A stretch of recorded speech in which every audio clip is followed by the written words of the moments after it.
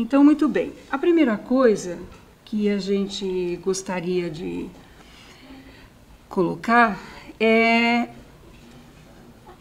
a sequência, mais ou menos, do que tem lá no texto do São Francisco de Sales, para a gente entender aquela parte que nós combinamos de ler, que é a segunda parte do livro, e que vale a pena a gente fazer dentro de uma introdução da obra toda.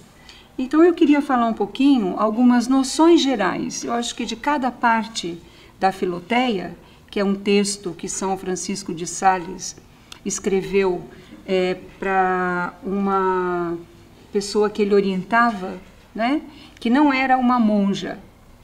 Então, ele escreveu cartas de orientação espiritual, que é uma coisa muito comum em São Francisco de Sales, né? Além da obra Filoteia, ele escreveu também o Tratado de Amor a Deus, que é uma coisa que completa o Filoteia, que está destinado, então, às almas que ele orientava no sentido das religiosas, né? Mas ele escreveu uma centena, quase acho que 1 milhar de cartas de orientação para suas conhecidas, né, para pessoas do mundo com quem ele convivia. São Francisco de Sales era príncipe de Genebra, então um homem já muito diferenciado, tinha um grande número de conhecidos e uma grande influência na sociedade dele. E ele, além disso, na medida em que decide pela vida religiosa, que, como todo mundo sabe, não é a melhor opção entre a nobreza, né? Ele teve que lutar para conseguir, no sentido de se colocar para a vida religiosa, mas ele decide-se por isso e, inclusive, se torna bispo. Então, São Francisco de Sales é bispo e príncipe de Genebra. E eu gostaria que a gente pudesse, então, perceber um pouco melhor o que significa essa obra, a Filoteia, que é um verdadeiro, digamos assim, catecismo de piedade.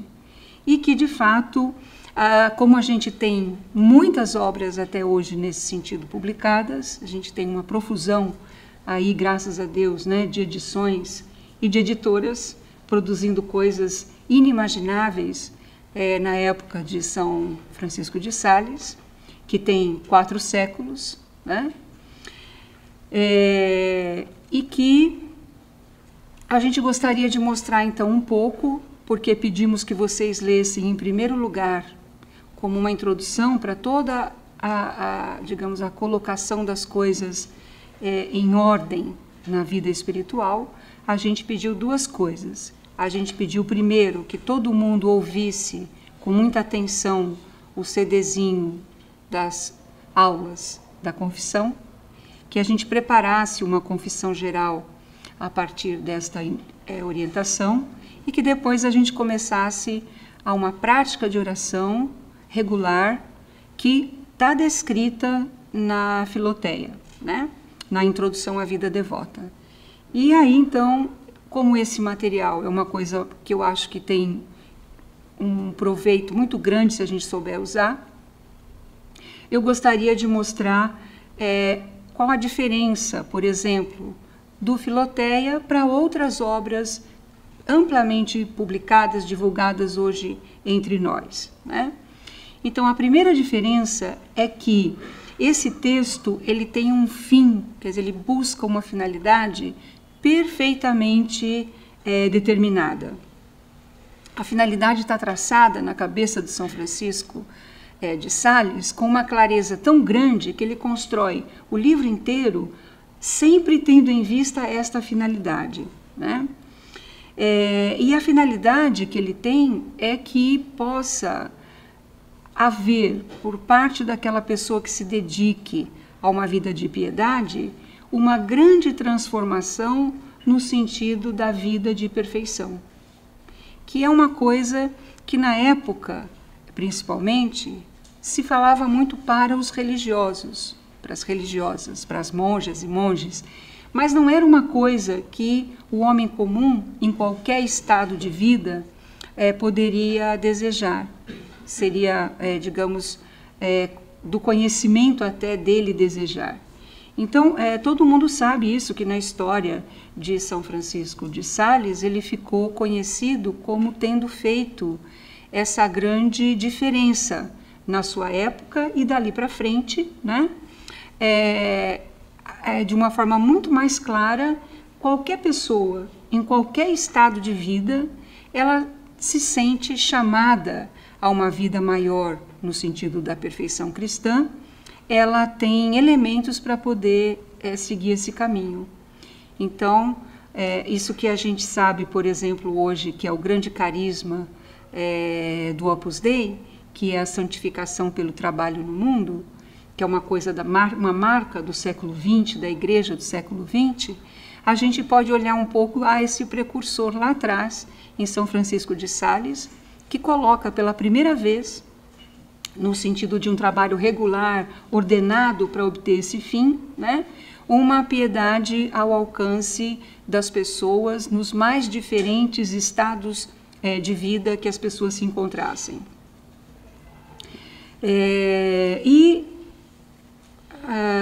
Digamos, ele se preocupa em fazer isso de uma forma gradativa, né?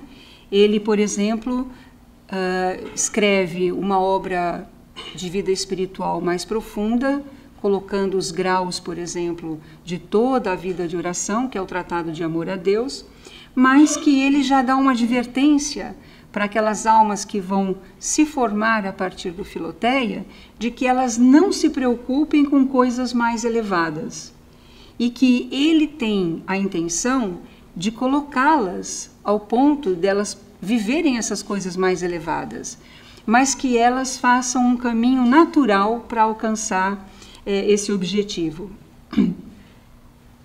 Então, a gente vai perceber que tem coisas nesta obra, a Introdução à Vida Devota, que eu falei que é um grande catecismo de piedade, que tem, de fato, um mérito muito grande, não só por colocar, então, uma coisa ao alcance, a verdadeira devoção ao alcance daquelas pessoas que não tinham conhecimento para isso, mas também a gente pode ver que existe no livro, no texto, uma ciência profunda da vida espiritual, né? Então, isso é a primeira coisa. Às vezes a gente tem muitos livros de piedade que estão aí publicados, tem coisas até bonitas, tem coisas que fazem bem para a gente ler, mas que nem sempre tem isto que é a ciência profunda para que aquele que está se orientando a partir daquilo possa alcançar o objetivo, né, de uma vida espiritual. A outra coisa é o aspecto lógico com que São Francisco ordenou o texto. Se vocês já discorreram e viram, já olharam aí o texto, vocês vão perceber que a exposição dos fins e dos meios para alcançar os fins, em São Francisco de Sales, é uma regra. Ele é muito simples, ele não tem nenhum tipo de dificuldade para a gente entender como seria um autor ou tomista, que implica uma filosofia para se expor, ou digamos, autores espirituais de escolas mais profundas, como, por exemplo, os carmelitas, né? Ele, na verdade, tem uma simplicidade no escrever que é uma coisa impressionante. No entanto, ele tem uma lógica tão grande ao expor a matéria que a gente segue aquilo com uma capacidade maior. E também o tratado é muito agradável. Então, além da ciência profunda e da lógica com que ele expôs toda a matéria que está lá, ainda ele conseguiu fazer um texto agradável. Eu não sei se vocês estão lendo o Filoteia, se vocês estão percebendo como é agradável ler São Francisco de Sales, né? Que não é uma coisa que a gente se canse. Até parece simples demais. Existe, inclusive, uma preocupação que eu tenho com vocês com relação a essa simplicidade, porque às vezes a gente pode achar que já entendeu, que pelo fato de a gente ter lido e ser tão simples que a gente já está entendendo aquilo que o santo está dizendo e que a gente dê pouco valor ou que a gente, digamos assim, não se esforce para colocar aquilo em prática como o próprio texto exige que a gente fizesse. Então, por exemplo, depois que esta obra foi escrita, que ele escreveu para uma alma fora do mundo, quer dizer, para uma pessoa que vivia no mundo, na verdade, as próprias monjas começaram a se utilizar desse texto, né? E entre elas, ao longo dos séculos, né, na ordem das visitandinas, elas têm ainda um grande uso desse texto até hoje. Então, não é uma coisa tão simples que a gente consiga ler uma vez na vida e que a gente entendeu. As monjas de São Francisco, elas liam ao longo do ano, durante anos e anos. E às vezes a gente simplesmente pega o livro na mão, dá uma olhada, passa a leitura, acha que já entendeu tudo e que está pronto o trabalho de ter passado pela Filoteia, né? Então, é importante que a gente perceba nessa simplicidade a ciência que São Francisco de Sales colocou ali, porque nada escapa ao olhar desse mestre da vida interior. Ele vai descobrindo, na medida em que vai colocando para nós os problemas, como se ele pudesse, assim, estar falando até com cada um de nós, ele vai descobrindo aquelas coisas que a gente perguntaria se tivesse chance de conversar com alguém sobre aquele assunto, aquele tema, aquele problema. É como se ele se antecipasse às dificuldades que a gente teria em contato com o texto. E isto se dá porque ele foi um grande diretor espiritual. Então, eu também coloquei esse texto em função de uma coisa muito séria, que é um dos primeiros avisos que ele dá no início da vida devota. É que nós precisamos, para progredir na vida espiritual, de um diretor. O problema é que no momento, na situação que nós vivemos, por uma série de motivos, nós não temos acesso a diretores hoje. Quando a gente, por sorte, encontra um padre que não é tão ocupado, que não está tão sobrecarregado, que não tem 1000 atividades e que ele tem um tempinho, no geral o que a gente consegue é um padre bom para a confissão, né? Mas a orientação espiritual que São Francisco fala no início da vida devota, ela é mais do que uma coisa que fosse um acompanhamento do sacerdote, que é importante para a gente e que faz parte do nosso crescimento também. Mas seria a capacidade de alguém ir acompanhando o nosso desenvolvimento com relação à oração.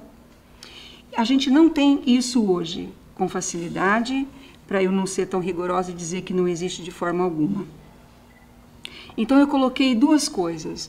A primeira, eu coloquei outro dia, acho que a gente conversando, é que o rosário, da forma como nós estamos fazendo, tentando tirar todos os princípios da vida de oração para poder praticar o rosário como a gente está fazendo, ele seria para nós um guia espiritual, porque é verdade que a gente alcança muitas graças e luzes, né, na orientação pessoal quando a gente tem uma devoção, uma prática como o rosário.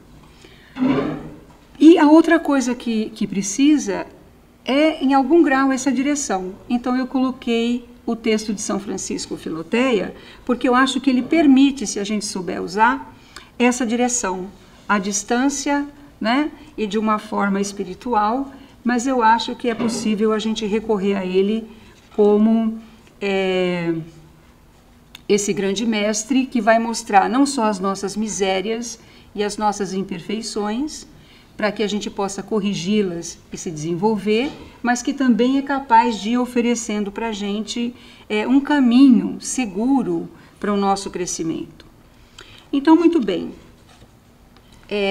Eu trouxe para vocês verem a encíclica Rerum Omnium, do Santo Padre Pio XI, que é uma encíclica que foi onde São Francisco de Sales foi declarado o patrono de todos os escritores católicos e dos jornalistas católicos, né?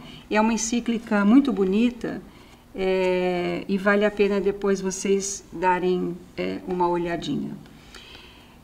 Eu também trouxe para vocês verem, eu tenho um livro muito antigo, quando eu li, quase 30 anos atrás, a primeira vez, que é uma edição de 1923, e é a segunda edição, quer dizer, né, tem um século. E esse aqui é o que eu comprei a semana passada na feira da USP, paguei R$12, e ele é muito prático, é uma edição de bolso, eu não queria arriscar o meu velhinho, então eu peguei esse aqui para a gente relembrar, para falar algumas coisas para vocês. Então vejam que é uma coisa que atravessou séculos, né? É uma espiritualidade que foi construindo não só através diretamente da ação do São Francisco de Sales, a sua ordem, mas também construiu toda a espiritualidade salesiana, da qual nós ainda fazemos parte hoje de alguma maneira, né? São Francisco de Sales morreu em 1622, com apenas 55 anos de idade.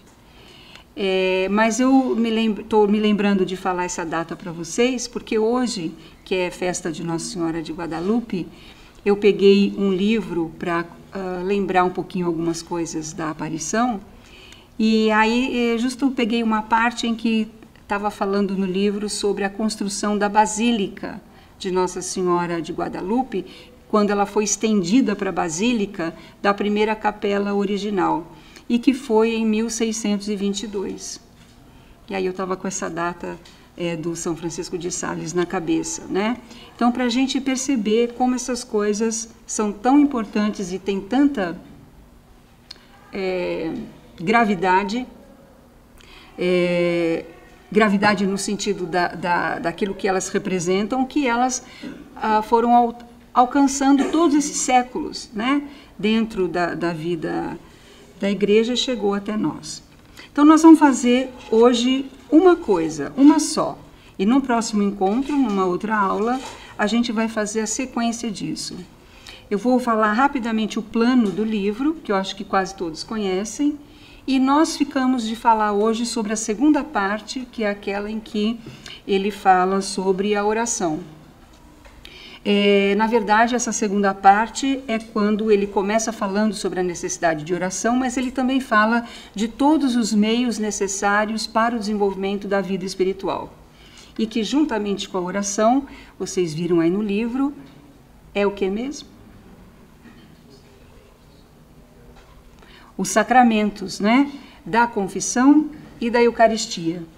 Então, em São Francisco de Sales existe uma compreensão conjunta, né, da vida de oração e da vida sacramental para esse desenvolvimento do que nós poderíamos chamar, entendendo hoje essa divisão já feita pelos dominicanos, da via purgativa para a via iluminativa.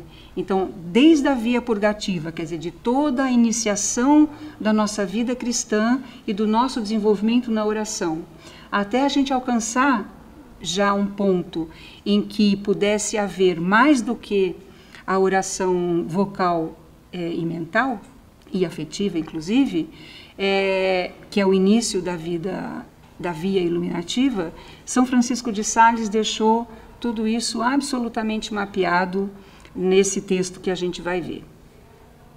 Então, na primeira parte, ele coloca que todas aquelas coisas para que haja uma ordem na nossa vida em relação à busca que nós temos de Deus. Então, a primeira parte do livro, ele pretende que nós possamos conhecer, né, os nossos afetos, as nossas inclinações, inclusive que a gente possa perceber quais são aquelas coisas que atrasam o nosso desenvolvimento. Ele usa a palavra entorpecer. Então, ele diz que não basta nós revisarmos o passado, não basta nós discutirmos o presente, não basta termos confessado as faltas, é preciso examinar as nossas inclinações pessoais, né? No sentido de encontrar e remover aquelas coisas que nos atrasariam no caminho que ele está descrevendo. E ele diz também que não basta a cada um de nós esquadrinhar, digamos assim, o interior da nossa alma para ver essas inclinações, no sentido de apenas encontrá-las e detectá-las, né?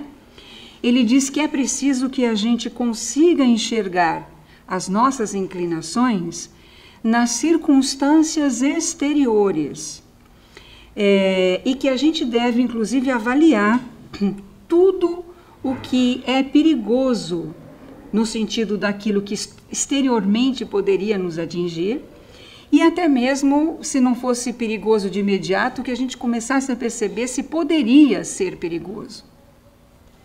Ele está falando de uma determinada necessidade já da prudência, né, para que a gente consiga aprender a ordem com que nós devemos buscar aquelas coisas que são de Deus. E a primeira coisa, então, ele está dando, na verdade, aí na primeira parte do livro, se vocês forem olhar, as bases para a vida da fé. É uma parte que contém 24 capítulos, é a introdução onde ele vai fazer exatamente toda uma descrição disso que é o nosso desconhecimento dos problemas que nós temos para começar um itinerário espiritual verdadeiro. E ele faz esse levantamento e vai apontando onde estão todos os problemas. E a primeira coisa que ele trabalha na primeira parte é exatamente a fuga do pecado mortal e venial.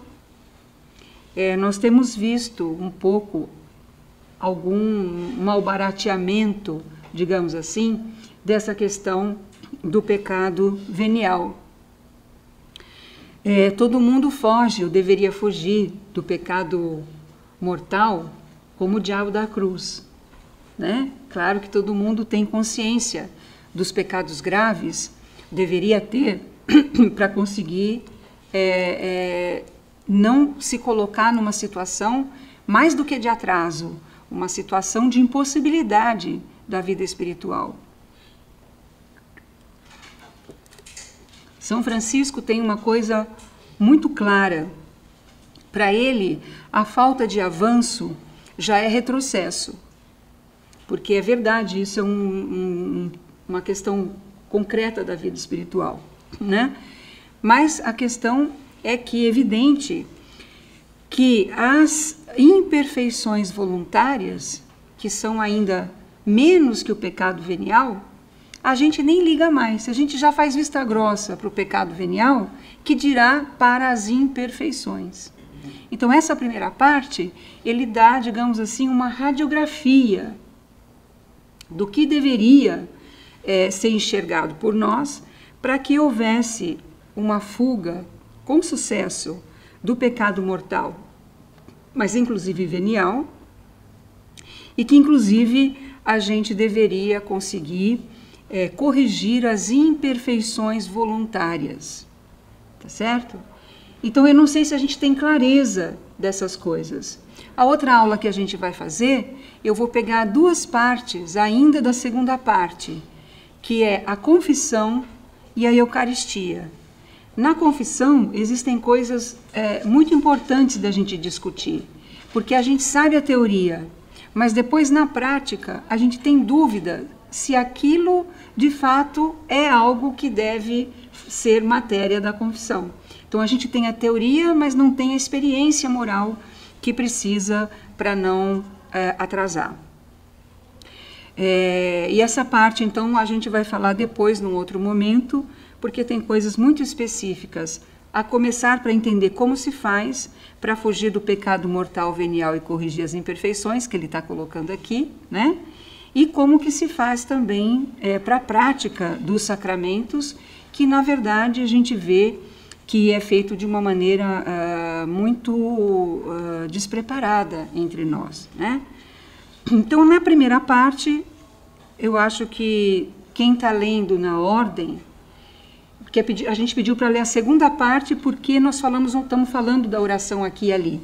Mas aí, agora, quem já leu a segunda parte, volta, vai ler a primeira, relê a segunda, e vamos fazer até o final, na sequência, Filoteia, né? Para chegarmos ao meio do ano que vem, que é outra aula que termina o semestre, e a gente vai fazer, então, de forma específica, todos os elementos que envolvem aí a questão da confissão e a questão da Eucaristia, né? A partir desta perspectiva que ele está dando aqui, já na parte 2. Então, a parte 2 do livro, ele coloca a ciência prática da oração. E ele aconselha os melhores meios, digamos assim, e a gente vai ver quais são, né? Para que a alma entre numa amizade verdadeira com Deus. Então, essa relação com Deus, para que a gente possa estar em melhor condição para tratar, né, com Ele e para se colocar um trabalho, digamos assim, de perfeição, nós vamos ver detalhadamente, assim que eu fizer para vocês um pouco a ideia do livro todo. Então, nós vamos falar já dessa segunda parte, que é a parte onde ele faz, de forma prática, toda a descrição da vida de oração e da vida sacramental. Todo mundo leu isso? Está lido? Ah, por quê? Depois ele vai cortar toda essa bagunça aqui, eu bebendo água e tudo mais, as broncas que eu sou obrigada a dar. Então, isso aqui é o que todo mundo... A gente combinou de ler a segunda parte, não combinou? Menos vocês, não sabia. Você leu a segunda parte? Então isso aqui é para a gente estar lido, para voltarmos aqui em janeiro, daqui a algumas semanas, é para estar lido a segunda parte. Era para estar lido para hoje a segunda parte. Mas então nós vamos ler a primeira e a segunda parte, isso aí nós vamos dominar ao longo do semestre, para depois conseguirmos fazer, inclusive, a parte mais importante que tem aqui até, que é a parte dos sacramentos. Na terceira parte, depois eu vou voltar à segunda, ponto por ponto. Na terceira parte, é onde existe, então, um verdadeiro catecismo das virtudes cristãs, né? Sem esquecer de absolutamente nada, é uma coisa impressionante, o São Francisco de Sales, ele mostra o que é capaz de transformar na prática a nossa vontade. Ele tem, digamos assim, a capacidade de mostrar para a gente quais são os nossos deveres. Ele faz de um jeito tão bonito, né? Ele faz de um jeito tão paterno, na verdade, que a gente tem vontade de colocar em prática aquilo que ele está falando, né? E ele faz isso na terceira parte, mostrando, então, a partir principalmente da explicação sobre a humildade, que é a virtude onde começa toda a nossa vida de piedade, né? Ele fala da humildade em sentido geral, no sentido lato da virtude, mas depois também ele fala da humildade e vai traçando elementos dessa virtude no sentido até de chegar a aspectos bastante internos, pessoais, né? Fazendo com que a gente saia de uma ideia geral e vaga da humildade para a nossa total abjeção. Quer dizer, um autor que faça isso, né, quer dizer, ele consegue fazer com que a gente, de uma ideia geral, quer dizer, em sentido lato, que seja a humildade, a gente alcance até mesmo a compreensão do quanto nós não somos, pessoalmente falando, nada, coisa nenhuma, certo? Então, isso aí, ele faz isso para animar a gente, por incrível que pareça, né? Nessa parte aí, ele está querendo animar a Filoteia. E ele mostra, então, o quanto que é incrível que a gente não se enxerga e que o fato da gente não se enxergar é aquilo que vai impedir o nosso crescimento. Mas, para a Filoteia não desanimar na própria miséria, então ele apresenta também nessa parte, digamos assim, o contraponto e faz aquilo que seria toda uma recomendação sobre a doçura consigo mesmo, o que no capítulo está tratado como a mansidão para consigo mesmo, né? E essas coisas a gente às vezes não escuta mais ninguém falar. Então, muitas vezes o confessor vai dar aquele puxão de orelha na gente, porque a gente tem que ter paciência com a criatura, né, infeliz, com o tiririca do nosso lado, que só tem palhaço nessa terra. Então, a gente toma aquele puxão de orelha da paciência que a gente tem que ter com os outros. Mas, para esse crescimento na vida espiritual, o São Francisco, de fato, ele tem essa preocupação, esse cuidado. É a paciência que a gente tem que ter com a gente mesmo. Então, apesar dele mostrar toda a nossa deficiência e toda a nossa miséria, propriamente falando, né, ao mesmo tempo ele é capaz de estipular, de fazer com que a gente perceba como que se dá essa capacidade da mansidão para com a gente mesmo. Porque pode perceber como a gente tem dificuldade para essa paciência pessoal. E ela é tão necessária, ou mais até, né, do que tudo. Ela é o ponto de partida para conseguirmos viver, de fato, uma condição de virtude. Né? Se não começa com a gente, não começa com ninguém. A vida espiritual é em primeira pessoa. E ele estuda, nessa parte 3 ainda, as virtudes pessoais, quer dizer, aquelas coisas que são próprias da nossa intimidade com Deus. Ele estuda aquelas virtudes que fazem parte da vida familiar, que é uma coisa que não se acha, às vezes, em lugar nenhum da forma como ele colocou aqui. E ainda ele vai estudar as virtudes de caráter social. Né? Então, ele tem, digamos assim, uma visão completa do desenvolvimento das virtudes. E ele mostra a importância dos deveres de Estado, né? Que nós devemos praticar com todo esmero, que hoje a gente nem sabe mais quais são os deveres de Estado. Então, aquele que é pai e mãe tem um dever X de Estado, diferente daquele que é sacerdote, diferente daquele que é um profissional X ou Y. O médico tem deveres de Estado próprio, o advogado tem deveres de Estado próprio, o professor idem. Então, existe toda uma configuração das virtudes para o crescimento individual que implica numa consideração do estado de vida. E que justamente, como eu falei no início, São Francisco de Sales é o grande autor para todas essas pessoas que estão fora dos mosteiros, que levam uma vida comum nos diferentes estados e que buscam a santidade tanto quanto se poderia buscar dentro dos mosteiros, né? E aos poucos, então, ele vai permitindo a compreensão nossa desses deveres, com uma coisa muito própria do São Francisco, que é aquilo que a gente poderia já chamar de uma docilidade. Ele pede o tempo todo que a gente faça esses deveres sem inquietações.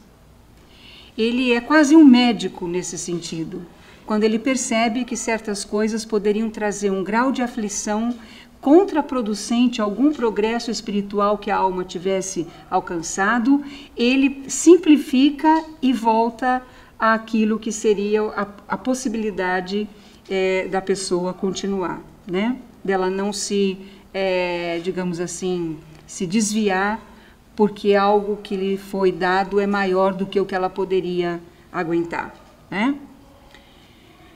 E nesse sentido ele coloca então um horizonte, né, onde qualquer um poderia começar a vislumbrar aquilo que são os conselhos evangélicos, que não é mais restrito a partir do grande esforço de São Francisco de Sales aos religiosos. Então, buscar as virtudes que nos levariam a uma vida de perfeição, passa a ser um ideal divulgado, difundido para todas as pessoas que quisessem fazer esse itinerário. Então, ele passa a ser, digamos assim, como que a gente poderia dizer? Não é um facilitador, mas ele passa a ser o iniciador, digamos assim, né, de uma forma de espiritualidade que antes não era tão fácil de se conhecer.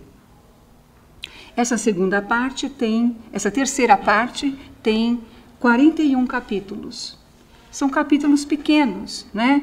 Na verdade, que a gente consegue se organizar para ir lendo. E que é bastante central esse desenvolvimento das virtudes aí no livro, né? A quarta parte, ela também é uma coisa muito fora do comum. E é onde o nosso santo doutor, São Francisco de Sales é doutor da igreja, inclusive, né? Fala das respostas que nós devemos dar às dificuldades e tentações que se encontram na vida espiritual. Então, isso aí também é uma coisa que, se a gente tivesse um diretor espiritual, a gente teria uma capacidade muito maior de se desenvolver do que a gente tem. Porque as dificuldades que vão se apresentando para nós são dificuldades que são próprias, às vezes, da nossa natureza, que é daquilo a que estamos mais naturalmente inclinados, às vezes do ambiente em que estamos, às vezes do estado de vida que assumimos, mas, na verdade, elas vão aparecendo para nós e precisam ser removidas na medida em que nós vamos progredindo. As dificuldades vão se colocando como obstáculos verdadeiramente importantes. E quando removemos essas dificuldades, porque nós podemos compreender e ordenar a nossa inclinação, o nosso estado de vida e etc., aí surgem as tentações, que é uma coisa para a qual hoje não se vê preparo mais por parte de orientação. Isso é uma coisa muito delicada, né? E praticamente o que a gente vê hoje é uma coisa um pouco que eu considero folclórica, que todo mundo quer um exorcista para chamar de seu.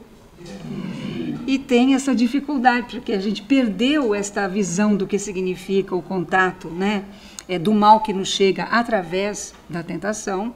E como a gente não tem mais a ciência desse elemento, que é o aspecto espiritual desviante, que pode chegar até nós, de caso pensado por parte do demônio, né, a gente cai naquela coisa geral que acaba nessa busca do... Por isso que eu vejo os livros de exorcismo, quando saem, eles vendem, esgotam-se rapidamente.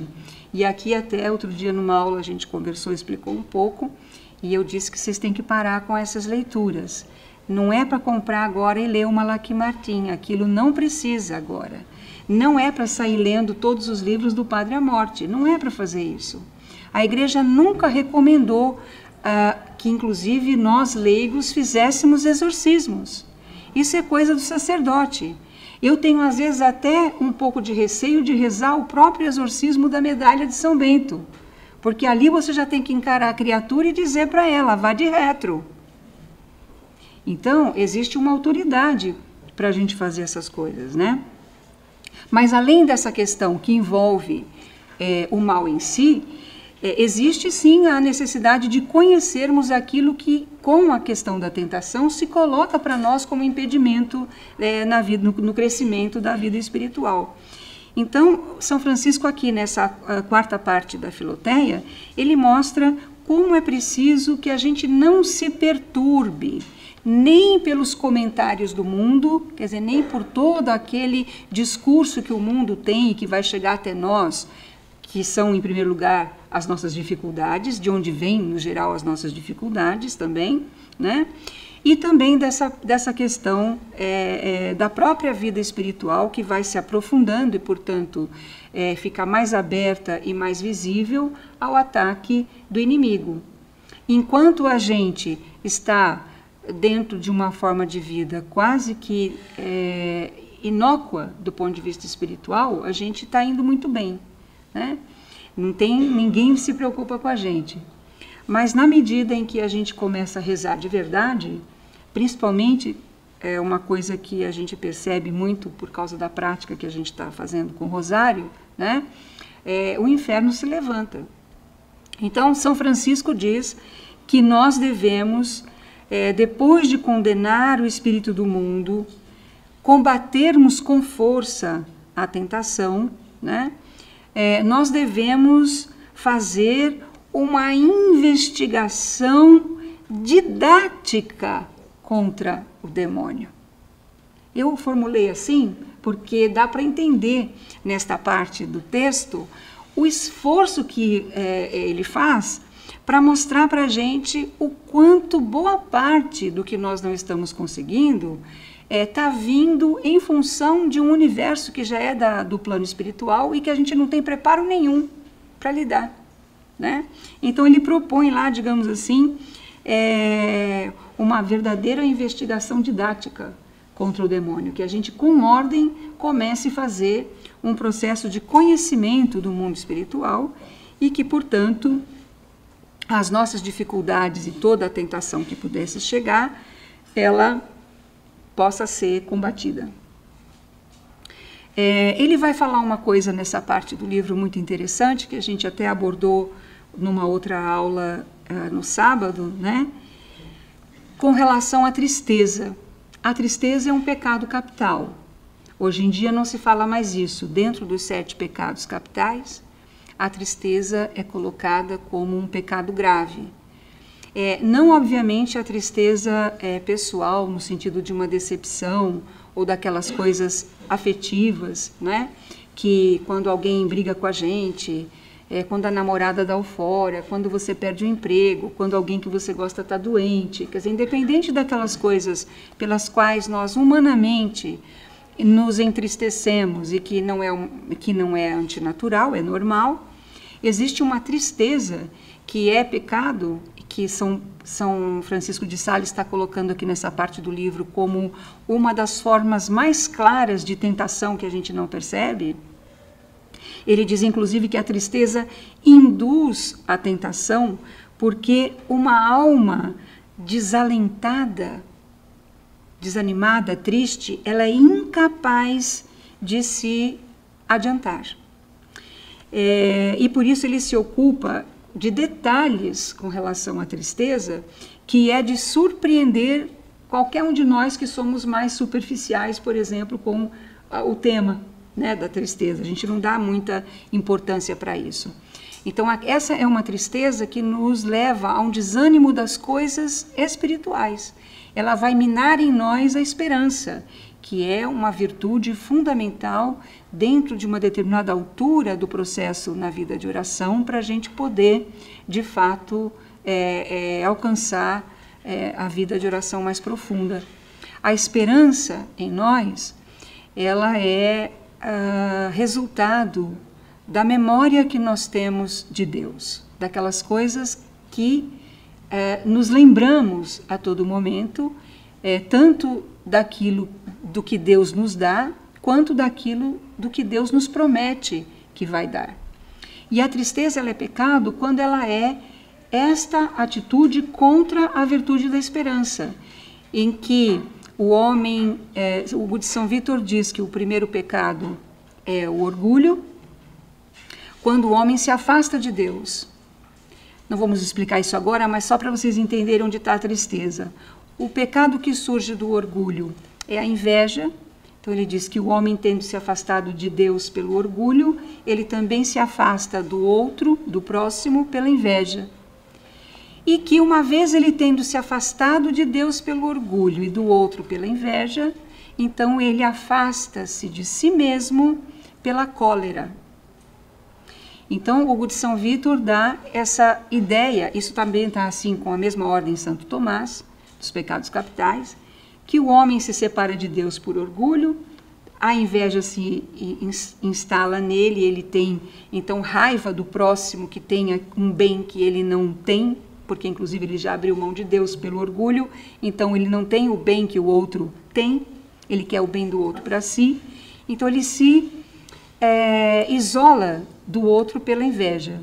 E quando se instala a inveja, então ele começa a ter raiva dele mesmo, porque ele não tem mais nem Deus e nem o outro. A raiva que ele tem dele mesmo leva a um despojamento de si pela cólera, pela ira. E aí Hugo de São Vítor diz que, tendo sido despojado de Deus, do outro e de si mesmo, o homem cai numa tristeza profunda. Então essa tristeza que está sendo combatida aqui na parte do livro, onde ele nos ensina, São Francisco de Sales, alguns remédios contra a tristeza, e ele não recua até ter certeza de que a Filoteia está decidida a guardar a calma diante das coisas, né?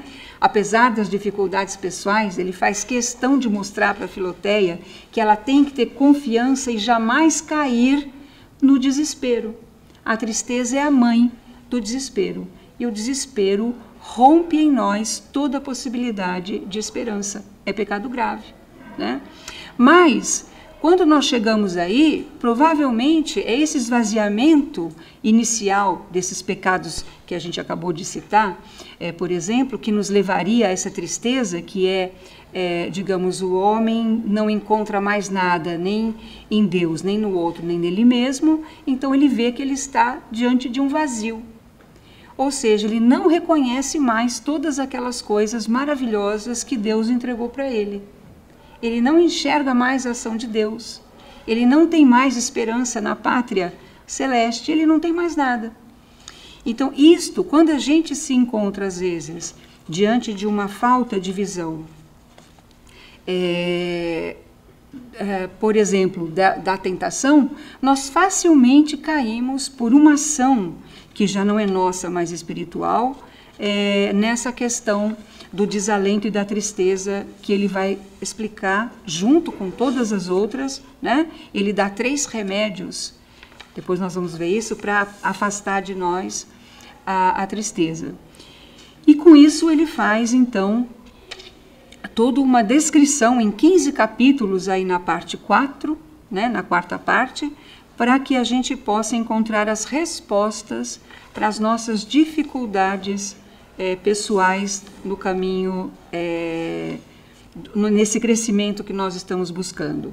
E por último, na quinta parte, né, ele faz um pequeno plano para um retiro. Não sei se vocês já chegaram nessa parte do livro. Alguém chegou, só para eu ficar feliz aqui?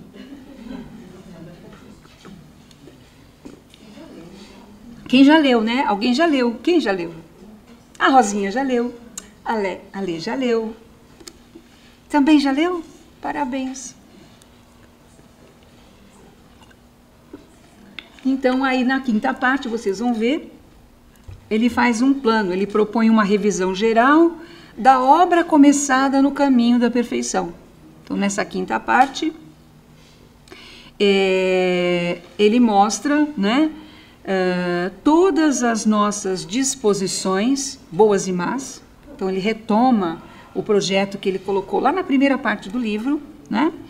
E ele vai buscar, então, que nós tiremos daí as resoluções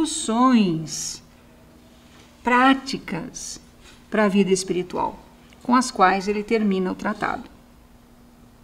Isso em São Francisco de Sales é uma regra, né? Não existe teoria.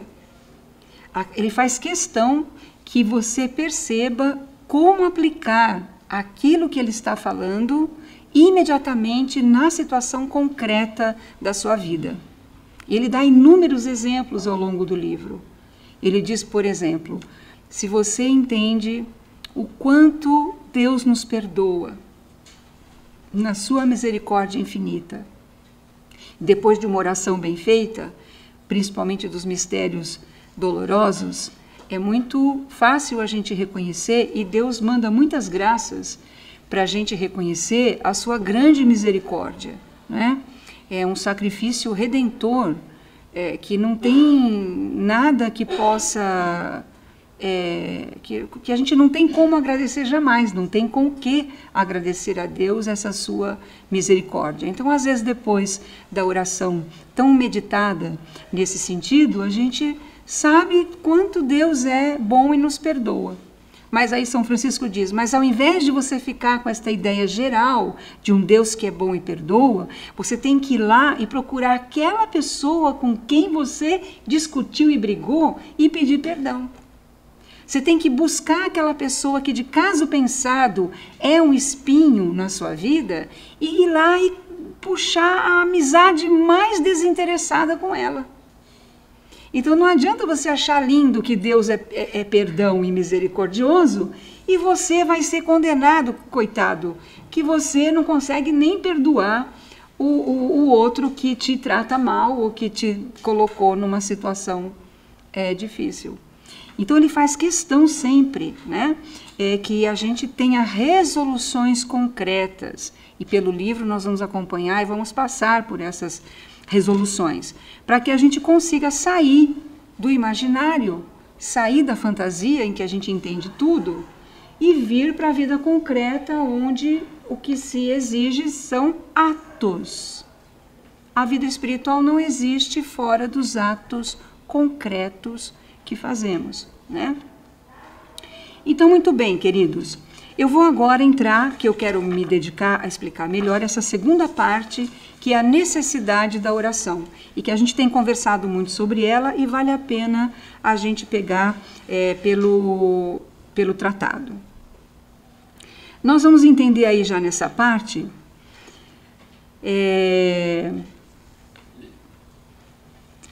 viu? Nós vamos entender aí que, né, ele começa a falar nessa parte da introdução à vida devota dos exercícios de piedade. Como ele já preparou suficientemente o espírito da Filoteia, né, na primeira parte, mostrando para ela todas aquelas coisas que ela deve ir deixando, todas aquelas situações terríveis que vão impedir o crescimento. Quer dizer, ele já convenceu suficientemente a Filoteia, ela já tem seriedade suficiente para entender o que ela vai buscar. Então ele começa na segunda parte a falar sobre a vida de oração. Em São Francisco existe, sempre São Francisco que eu falo é sempre São Francisco de Sales, né? Existe essa forma que está dada para a gente, já conhece também faz tempo, isso ficou muito claro para nós depois dos dominicanos, né? Está lá no Roio Marinho, uma coisa muito mais complexa, mas em Filoteia ele parte dessa ideia de que a oração é a elevação da mente, do coração a Deus. E ele se refere, nesta parte da oração, ele se refere à oração vocal, à oração mental e a uma coisa que a gente poderia chamar ali de oração vital, que é a oração de união com Deus, que ele só vai desenvolver depois no Tratado do Amor a Deus, que já é para os adiantados, né? Para uma outra fase da nossa vida espiritual. E a primeira coisa que ele faz é recordar para a Filoteia as vantagens da oração. É uma coisa que a gente precisa o tempo todo. Filoteia somos nós, né? Vamos colocar lá o nosso hashtag, somos todos Filoteia. Inaugurando hashtag nova. Então, ele faz ele chega a mostrar, né, para ela, vai trazendo, vai conduzindo até que ela veja, né, exatamente o quanto é vantajoso a vida de oração. Para nós, inclusive, a gente precisa ser convencido um pouquinho mais, né? Acho que a Filoteia levou a primeira parte do livro, na segunda ele já está explicando. A gente aqui precisa um esforcinho maior, porque a gente tem um pouco essa dificuldade de aceitar que a vida de oração tem vantagens, né? A gente no início acha tudo difícil, não acha tempo, não consegue saber por onde começa. Quando, então, ele está mostrando lá que a oração é fonte divina, né? Que vai proporcionar a nossa vontade vacilante, a nossa vontade que é instável, né? a graça que nos conduzirá ao caminho de perfeição. Então, ele explica a oração mental e busca as suas considerações na inteligência e as suas resoluções na vontade. Então, nós temos aqui, de novo, um outro autor trabalhando exatamente aquelas potências da nossa alma, como nós vimos em Hugo de São Vítor, né? Que, de fato, desenvolvem a nossa vida racional, no primeiro lugar, onde a graça vai poder agir. Então, ele tem uma preocupação que, pelas considerações da inteligência e pelos afetos da vontade, ou pelas resoluções da vontade, nós consigamos uma vida de oração que vá se aprofundar até o objetivo último que a vida de oração tem, que na verdade é a nossa união real com Deus. E ele também coloca de forma principal para a nossa oração, nesse ponto da nossa vida, a vida e paixão de nosso Senhor Jesus Cristo. Então, isso aí é uma coisa muito fora do comum.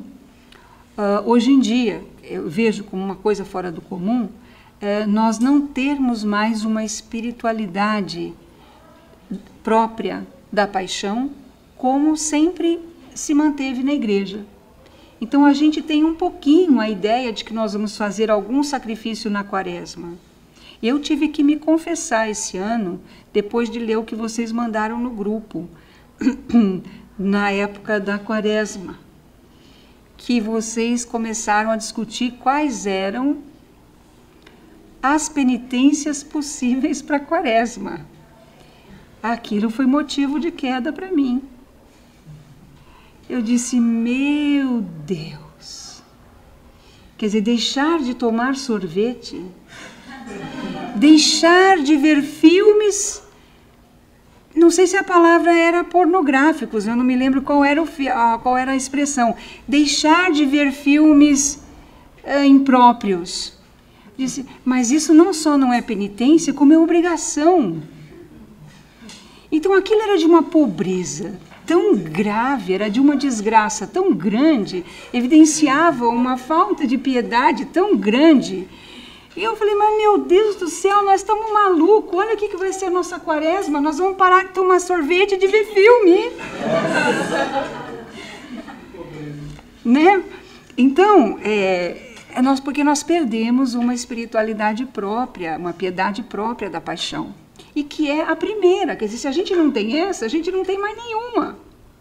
Porque a gente não tem, porque tudo tem uma ordem na vida espiritual, como na vida. A gente não nasce com 5 anos de idade, a gente nasce e vai passar por toda aquela problemática do início das fraldas e começa a engatinhar e andar e depois come papinho, uma desgraça toda.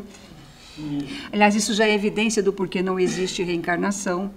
Deus não faria uma coisa dessa 2 vezes com uma pessoa, certo? O cara nasce, tem que passar pelas fraldas, tem que comer papinha na boca, enfim, certo?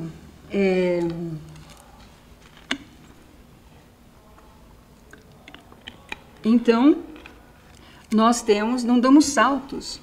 Então, para a gente lá na frente ser aquele homem realizado, dono de si, que enfrenta o leão, todo, né, o homem perfeito, nós temos um processo. Assim também na vida espiritual, a gente não começa com os mistérios da ressurreição, né? A gente não começa no Tabor, a gente começa no Calvário. Então, em São Francisco de Sales, a vida de oração começa por um trabalho com a inteligência e por um trabalho com a vontade, a partir das considerações e das resoluções, e principalmente tendo a paixão de Cristo como o norte, o caminho por onde a nossa vida de oração vai começar. Esse é o capítulo 1 da segunda parte. No capítulo 2, ele vai expor propriamente um método para a gente conseguir fazer a oração, né? E já naqueles tempos, estamos falando de 4 séculos atrás, né? São Francisco sabia que as pessoas não tinham um conhecimento sobre como começar a vida de oração. Elas não sabiam por onde começar a oração mental. Ele diz lá no início do capítulo que ele vai expor com cuidado, um passo a passo, porque ele acha que a Filoteia não sabe fazer oração mental. Aí a nossa hashtag, Filoteia somos nós, né? Então ele vai dar algumas regras. A primeira regra é tudo aquilo que envolve a preparação para a oração. Isso é uma coisa muito importante da gente entender e da forma prática, inclusive, né? Então, a primeira coisa é a preparação para a oração. Nós não sabemos que devemos fazer essa preparação. Então, você acha que você está lá, chegou ligado do trabalho, atendeu os 5 esfaqueados lá no pronto-socorro, a doutora Jordana, saiu correndo, pegou o metrô, atendeu mais não sei quem, foi não sei aonde, aí pronto, chegou em casa, fechou a porta, vai rezar. Né? O pronto-socorro continua na cabeça. Então, existe todo um trabalho, e assim cada um de nós, com as nossas atividades, quando a gente vai para fazer a oração, que inclusive em São Francisco de Sales está absolutamente detalhado, né? A gente vê como isso aqui é importante de recuperarmos, né? Então, a primeira coisa, em vista da preparação, são 3 coisas. A primeira, ele diz, é que nós devemos nos colocar na presença de Deus. Então, pôr-se na presença de Deus. A segunda coisa, depois vamos ver o que a gente entende, o que significa isso, né? Se colocar na presença de Deus. A segunda coisa é pedir a Deus o auxílio de suas luzes e inspirações. Então, nós pedimos a Deus o auxílio para que a nossa oração seja iluminada, inspirada verdadeiramente. E por último, nós devemos nos propor um mistério da fé que se queira meditar, certo? Então, na verdade, para fazer a oração, que ele propõe que a gente faça 1 hora de oração mental todo dia, precisa uma preparação. Essa preparação tem esses 3 passos. O primeiro é se colocar na presença de Deus. Então, para isso, ele sabendo dessa dificuldade, ele dá no livro 4 meios para se colocar na presença de Deus. 4 maneiras que a gente pode tentar usar, então, para se colocar na presença de Deus. A primeira é no sentido de que nós possamos perceber que Deus é onipotente. Então, termos consciência da presença de Deus em todas as coisas, né? Nós sabemos que Deus está presente em todas as coisas. Pelo menos sabemos no sentido nominal da coisa, né? Mas a falta de atenção ao que isso signifique produz em nós, né, os mesmos efeitos como se nós o ignorássemos. É assim que São Francisco de Sales coloca o problema, certo? Então, é preciso uma consciência de que Deus está presente em todas as coisas. E essa é a primeira forma, né? Ali ele cita uma frase de Davi, né, que diz que se eu subir ao céu, tu ali te achas. Se descer ao inferno, presente nele estás. Então isso é uma coisa tremenda, né? Deus é onipresente. E a consciência disso é uma das maneiras de nós nos colocarmos na presença de Deus. A segunda forma é a presença de Deus na nossa alma, que é diferente, né? Deus não está apenas presente em todas as coisas ou no lugar que ocupamos, né? Em que nos achamos. Mas Ele está presente em nós, no âmago da nossa alma. Inclusive, esse aqui é um texto anterior, né, a Santa Teresa, mas depois de Santa Teresa, a gente ainda teve a igreja, né, passa a ter uma compreensão muito maior desse elemento da existência de Deus presente na alma, né? Santa Teresa diz que Deus está presente em nós na 7ª morada. Todos nós nascemos com todas as moradas e Deus está presente na 7ª morada. Nós não atualizamos, às vezes em vida, as moradas, mas Deus está presente na nossa alma de uma forma real.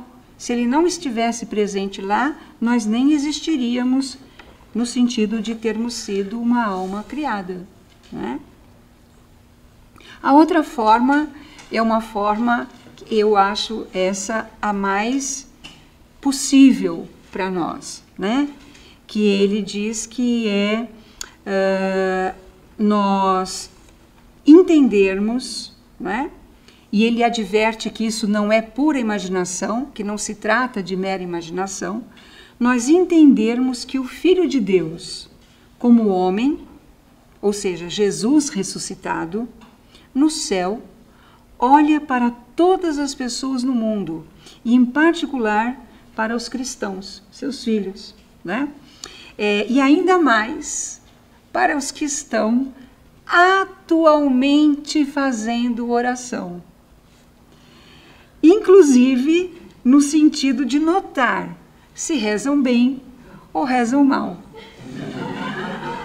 Então isso é um jeito bom da gente se colocar, né? Quer dizer, Jesus ressuscitado vê nossa oração.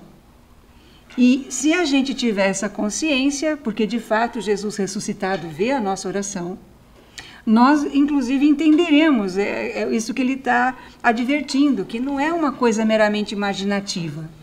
Nós podemos imaginar no começo se a gente não tem a inteligência para enxergar que isso é real, mas devagar nós vamos perceber que se Jesus está ressuscitado e se ele é capaz de olhar para todas as pessoas, olharia principalmente para aqueles que são seus filhos e principalmente para aqueles que estivessem agora rezando, atualmente em oração, e que ele está vendo tudo que você está fazendo lá. Então já ficou muito mais fácil se colocar na presença de Deus. E a quarta maneira, ele diz, consiste em representarmos Jesus no mesmo lugar onde estamos, como se pudéssemos vê-lo fazendo isso ou aquilo, como a gente poderia ver um amigo que a gente imaginasse que entrou e está fazendo isso ou está fazendo aquilo. Ele propõe que a gente faça exatamente esse exercício, aí sim imaginativo, de representarmos Jesus presente onde nós estamos. Santa Teresa falava muito isso também, desta mesma forma, né? A presença de Jesus. Na igreja, quando nós vamos rezar, Jesus está presente no sacrário, né? Então, diante do Santíssimo, é mais fácil a gente entender que Jesus é presente ali. Por isso, também São Francisco de Sales pede para Filoteia fazer essa hora diária de meditação, de oração mental, na igreja. Porque se nós temos alguma dificuldade para nos colocarmos na presença de Deus, o fato de estarmos diante do Santíssimo implica já uma capacidade da realidade que aquilo tem e que não depende de nós. Nós sabemos que ele está lá verdadeiramente, né? Ele pede também que nós escolhamos das maneiras. Não é para a gente escolher qualquer uma e todas ao mesmo tempo, né? É para escolher apenas uma e fazer brevemente com simplicidade. Esse é o primeiro passo da preparação, tá certo?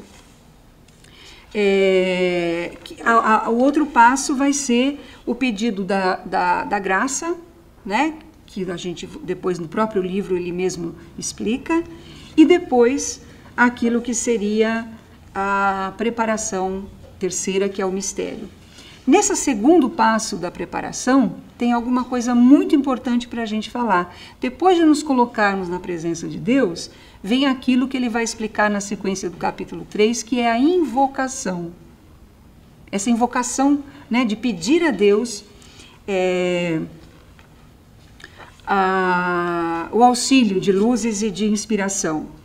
E São Francisco de Sales diz: a alma, entendendo Deus presente, deve invocá-lo. Como nós fazemos isso, né? Então, aqui no livro, vocês vão ver, tem uma oração própria para isso. Mas isso está muito relacionado com, em primeiro lugar, também um pedido da nossa parte do auxílio de Deus, né? Que Deus venha em nosso auxílio para a oração, mas também existe aí nessa invocação um momento possível de pedirmos a fé. Nós temos explicado e falado um pouco, né, sobre essa questão de pedir a graça da fé, que é o início da oração vocal. Então, a fé, a oração vocal é uma forma de expressar e pedir a fé, que é um jeito da gente dizer, é a mesma coisa, pedir o Espírito Santo.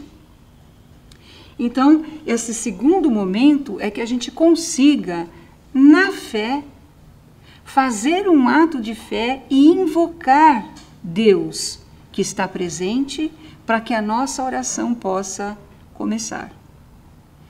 E aí, então, ele diz, o terceiro passo é se propor um mistério, né? São Francisco de Sales, ele frequentou os jesuítas, ainda naquela fase dos primeiros jesuítas, da Companhia de Jesus, recém-fundada pelo próprio Santo Inácio. E ele teve contato com toda a espiritualidade ignaciana, ele se forma, né, no colégio dirigido pela Companhia de Jesus, e ele também se forma dentro dessa espiritualidade ignaciana. Depois ele vai desenvolver de maneira própria algumas coisas. A gente vê, por exemplo, que a meditação dos mistérios, como Santo Inácio propõe, que nós vamos falar também depois melhor, é de uma maneira muito mais, digamos assim, direta, né?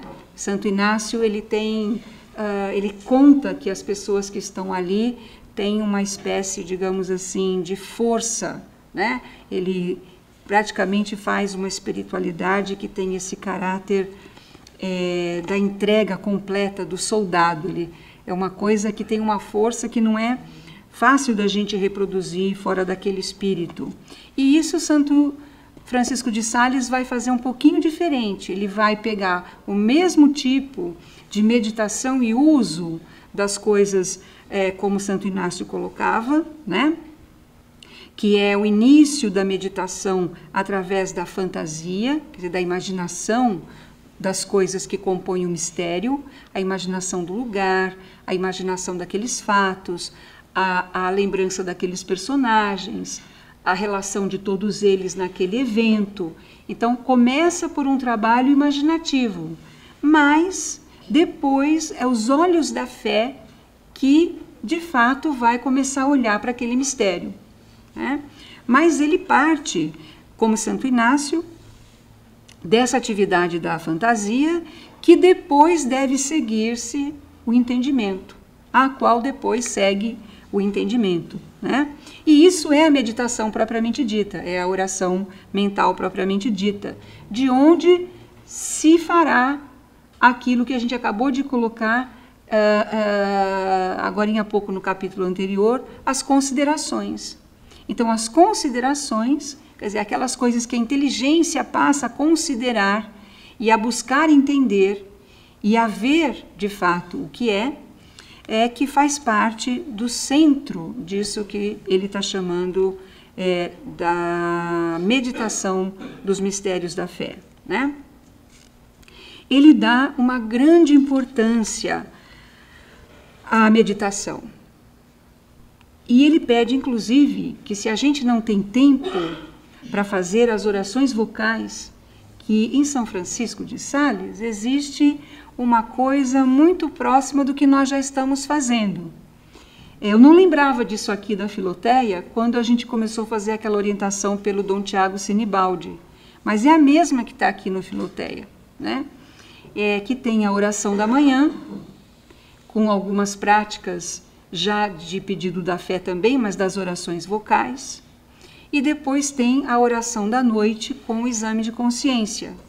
Então, esses dois momentos de oração, ele está considerando como naturais e normais. Quer dizer, na época de São Francisco de Sales, não tinha que implorar para o menino fazer a oração da manhã e a oração da noite. Isso era já da prática, né?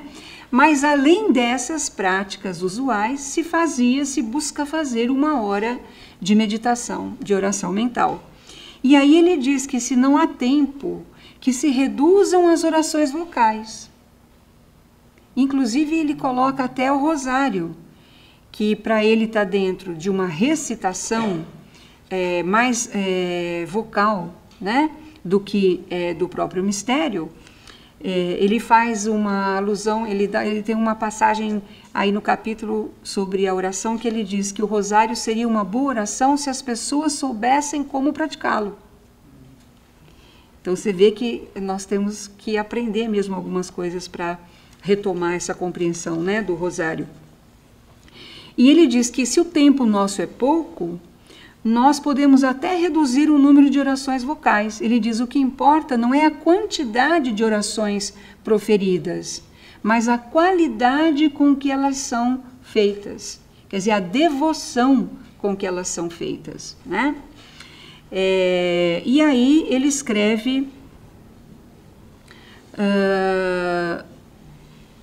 9 partes deste capítulo, ele se dedica, né, a explicar a oração.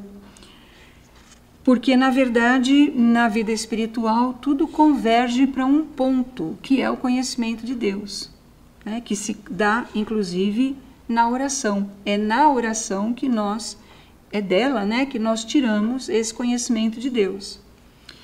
Então, na vida devota, ele explica o início da oração mental e ele, inclusive, pressupõe que, para a alma começar a vida de oração mental, é prematuro expor a alma a tantas coisas.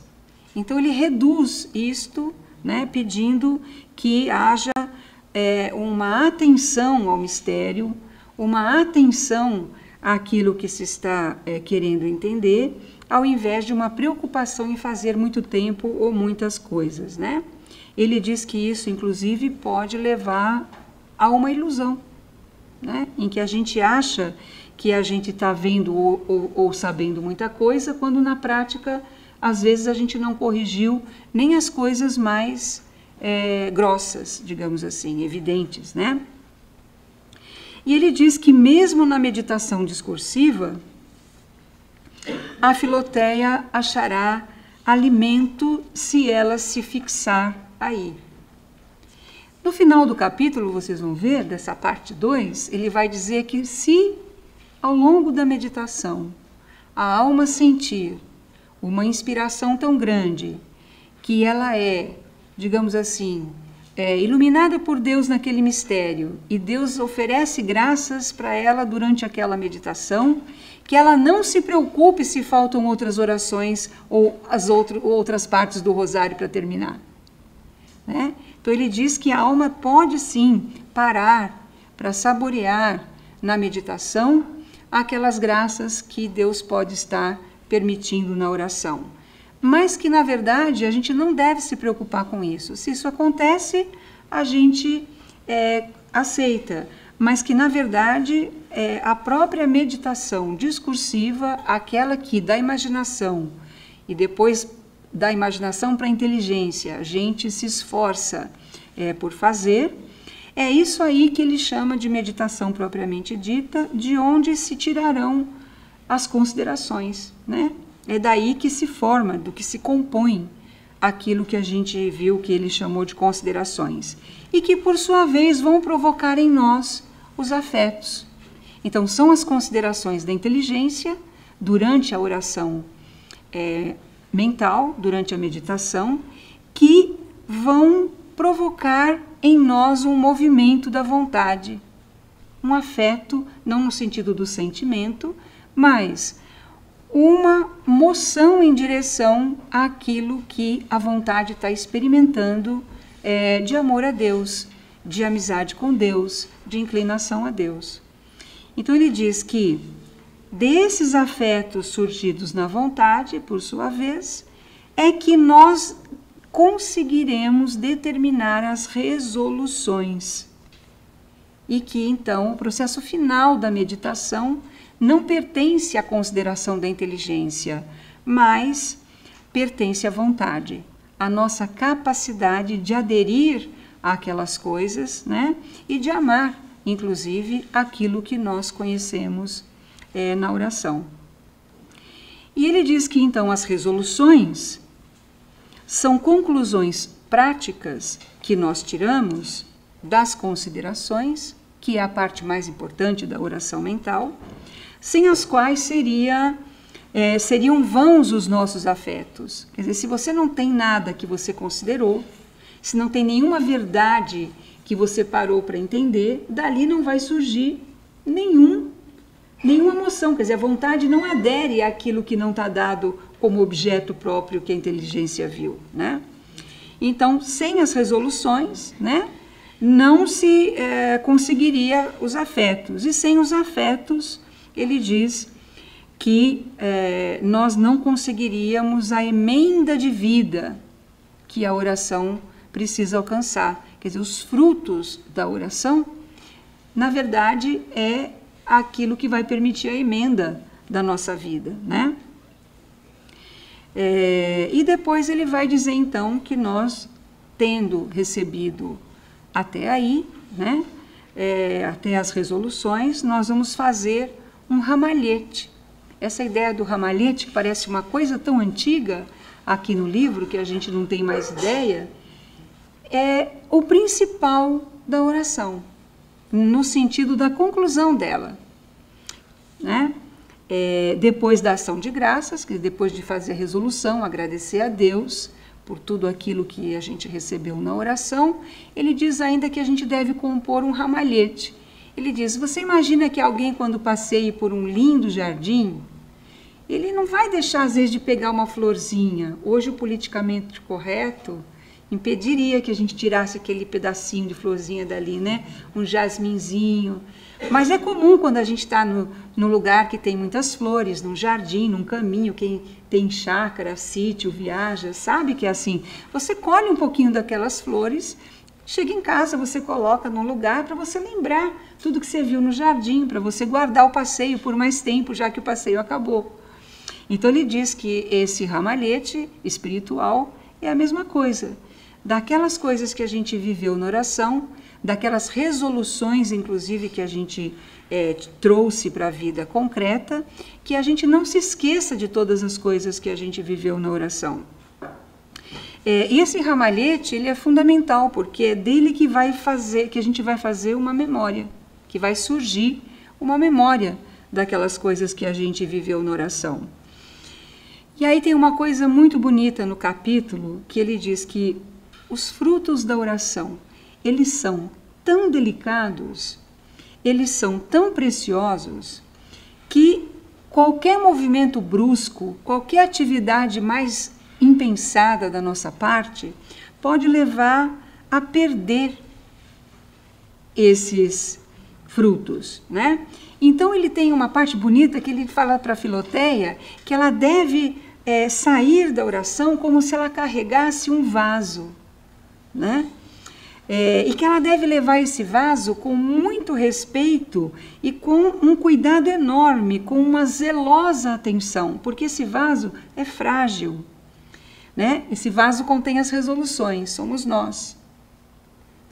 E se a gente não tem calma para conduzir, então, esse vaso ao longo do caminho das outras coisas, né, nós perdemos os frutos da oração.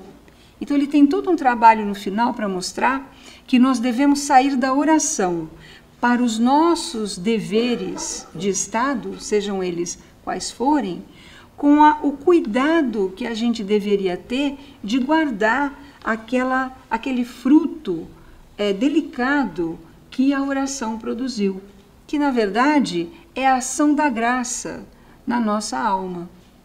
No começo da vida de oração, a nossa capacidade de perceber em nós os movimentos da graça é pequena. Porque no início da vida de oração, na oração mental ainda, nessa fase da oração mais discursiva, a gente tem uma dificuldade, a gente é capaz às vezes de perceber uma verdade, de ter uma iluminação maior e a nossa inteligência ver que aquilo é uma coisa que foi Deus que mostrou, que a gente não teria capacidade de pensar aquilo. Então a gente consegue ver às vezes algumas coisas muito pontuais porque elas são bem evidentes.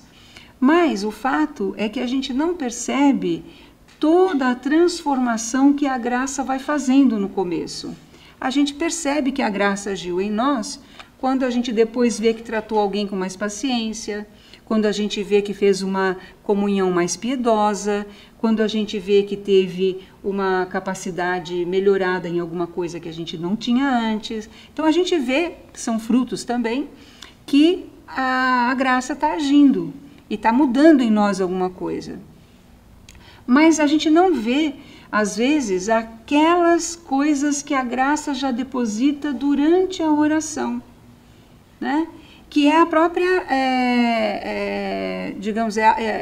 são as próprias virtudes que vão se formando ali, da fé, da esperança e da caridade, e que vai compor em nós, então, a vida da graça habitual. E no começo isso é muito delicado.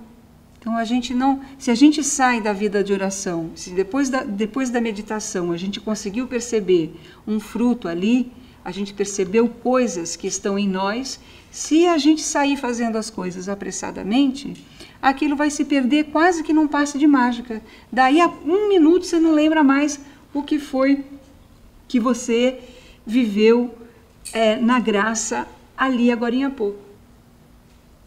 Se a gente tiver esse cuidado, devagar nós saímos da oração guardando em nós o que a graça depositou. E aos poucos nós vamos reconhecendo essas coisas. E elas vão ficando tão claras, que chega um ponto que a gente não tem mais dificuldade em conviver interiormente com a ação que a graça vai fazendo, porque a gente não divide mais a vida exterior da vida interior. No começo a vida interior é muito diferente da vida exterior. Depois que a gente tem a oração, a gente sai fazendo as coisas, daqui a pouco a gente nem lembra mais da oração. São Francisco de Sales tem um aviso bonito que ele diz que a oração não foi boa se você não se lembra dela até o dia seguinte. Quer dizer, aquilo tem que durar até o dia seguinte, né?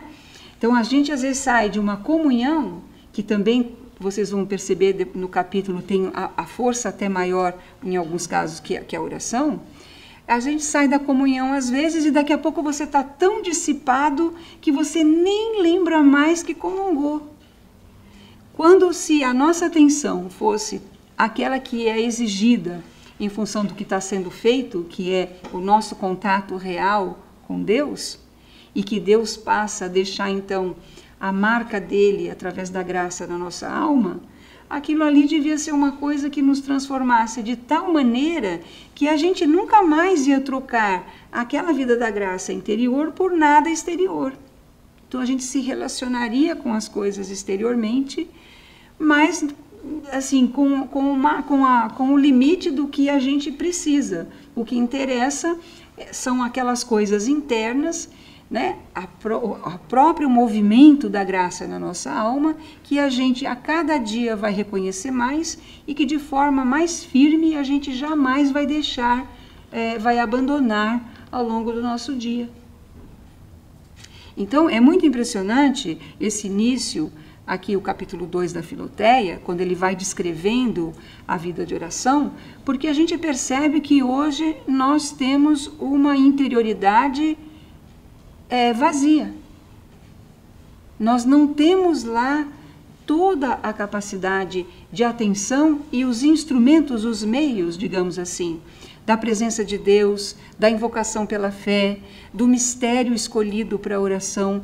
Se a gente não formar esse conteúdo para a gente começar a vida de oração, de fato a gente está no meio de um nada. Então, eu não entendo como a gente consegue progredir se a gente não toma consciência desses elementos para que a gente possa dispô-los na ordem correta para que eles alcancem o fim a que foram deixados, né? Então, queridos, eu não sei a nossa hora, quanto que eu falei, eu falo muito, e que a gente faça da maneira como São Francisco de Sales está explicando aqui para a gente. Tem adaptações, que se a gente for lendo e for discutindo entre nós, que aqui é um mais inteligente que o outro, graças a Deus, e que nós vamos então descobrindo e fazendo as adaptações, mas eu queria animá-los, né, a pegar o Filoteia, estudar e ponto a ponto, e discutir entre nós e tirando as dúvidas, para que a gente alcançasse a meditação, como está descrita aqui, de forma perfeita, até a oração afetiva, que é o que vem depois da meditação e que devagar nas aulas a gente vai continuar falando. Eu espero que tenha ajudado a gente ter uma visão melhor da parte da oração, essa rápida coisa que a gente falou aqui hoje.